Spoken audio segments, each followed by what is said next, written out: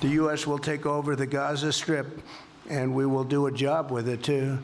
We'll own it and be responsible for dismantling all of the dangerous unexploded bombs and other weapons on the site, level the site and get rid of the destroyed buildings, level it out, create an economic development that will supply unlimited numbers of jobs and housing for the people of the area. We have an opportunity to do something that could be phenomenal. And I don't want to be cute, I don't want to be a wise guy, but the Riviera of the Middle East.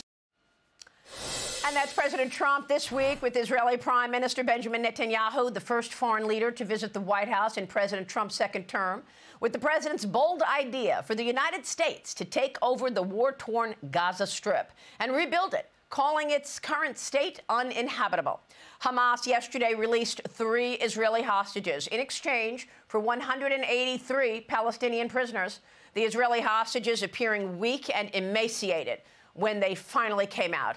As talks to begin phase 2 of the ceasefire and hostage release plan were supposed to begin this past week. Joining me now in this Sunday Morning Futures exclusive is the President of Israel, Isaac Herzog. Mr. President, thank you so much for joining us. What can you tell us about the ceasefire and the hostage release plan with these 3 additional hostages released yesterday, sir? Just allow me an opening remark to say congratulations to Secretary Hegseth. You know, Israel has worked very closely with the defense establishment in the United States, and we wish him and all the Pentagon and all the American military people the best of the best, as they are our allies and friends. Thank you, sir. As for your question, so yesterday we went through another ordeal, enormous pain and joy. 3 of our sons came back after being almost a year and 3 months in captivity, solely in tunnels, in terrible situations. I'll give you a picture. This is Eli Sharabi. Eli Sharabi's wife and daughters were murdered and butchered on October 7th. Eli Sharabi's brother was murdered and butchered by Hamas in Gaza after being taken hostage from the same kibbutz Be'eri. You can see Eli before and Eli after. And this is exactly the situation. They came back emaciated, and what we hear from them are horror stories, which only exemplify why we must do the deal. And I want to thank President Trump for being such a strong force in bringing the deal and making it happen.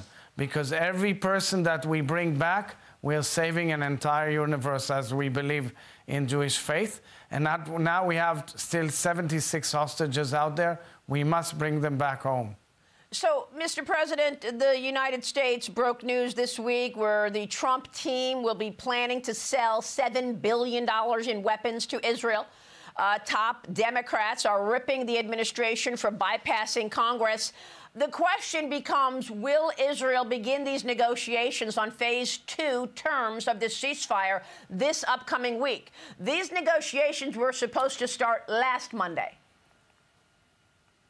So, you know, President Trump had a very important meeting with Prime Minister Netanyahu. I, as President of Israel, I'm not an executive head of state, but of course I'm fully updated and I work closely with all parties concerned. It was a very successful, very impressive meeting with excellent results and outputs, first and foremost for our ironclad alliance. Israel and the United States, and United States as the biggest power in the world with Israel, working hand in hand in securing the future of the Middle East. We are fighting for the entire free world. We are here in the Middle East as the only democracy in the Middle East. We are preventing some of the most dangerous factors and horrors affecting the entire free world, because we've seen exactly what happened on October 7th, yes, when they butchered and raped and took hostage of so many Israelis. And our battle and our bravery and the bravery of our sons and daughters brought change in the Middle East. And that is why when Prime Minister Netanyahu walked into the Oval Office, there were real results. Now, a top priority in our national agenda, national psyche, is to bring back our sons and daughters home from captivity, but also making sure that there will be real change in the region, real change in Gaza, so that we can offer real hope. So that is, these are the two agenda items we're focused on, and I sincerely thank President Trump for bringing about this deal and hopefully pushing forward so that we can bring the deal to completion with his envoy, Steve Witkoff. So you do expect then to start these phase 2 talks this week? Well, we hope that there is a team that has gone to Qatar, or they are the mediators. Okay. The Israeli cabinet is due to meet in the next few days, and I absolutely urge and call for everybody to sit down and speak about the second phase. This will have to include the issue of the future of Gaza, but predominantly bring our sons and daughters back home. Yes. Now, you were also asking, about the further agenda. And here I must say that, we want to see change. And what President Trump has done in his words, in his bold words, is to say to everybody, I'm calling your bluff. You repeat the same mistake again and again and again. You make a ceasefire, and then you enable Hamas to raise its ugly head as a proxy of Iran with all other proxies, simply trying to, butcher Israel. Yes. Well, how about changing the reality in the region? You want to give hope to the neighbors of Israel, to the Palestinians, and you want the Palestinians to live side by side with Israel. Let's try other models. And I believe that President Trump ignited a major process that I hope will bring real change, because we must change the reality on the ground. So, Mr. President, do you support President Trump's idea that the U.S. will take over the Gaza Strip? So President Trump made clear later on, also in his words and through his spokespeople, that he's not talking about taking over Gaza militarily. And of course, there's a new timeline.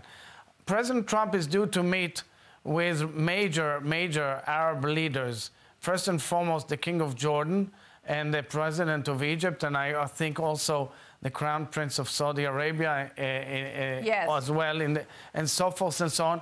And of course, both Jordan and Egypt and the Abraham Accords partners of ours, the accords that were brought about by President Trump in his first administration, they are partners that must be listened to, must be discussed with. We have to honor their fears as well and see how we build a plan that is sustainable for the future. But the whole idea of making sure that Gaza changes ownership, that these terrorists, these thugs, these barbaric people do not repeat the same old control, that they are creating such huge suffering for their own people. There has to be a future for the children of Gaza and the children of Israel and the children for the entire region. And only under the leadership of President Trump do we see now a new idea come forward. And I say to all our neighbors, you have any better idea, please present it. Well, Mr. President, it sounds like perhaps you could get funding for that idea and the United States would have an ownership from some of the regional partners that you say, the conversations President Trump will be having in the coming weeks. Mr. President, thank you very much for joining us. We so appreciate your time. Thank you very much, and thank the United States for an incredible friendship with the State of Israel. Thank you, sir. Israeli President Herzog, we appreciate it.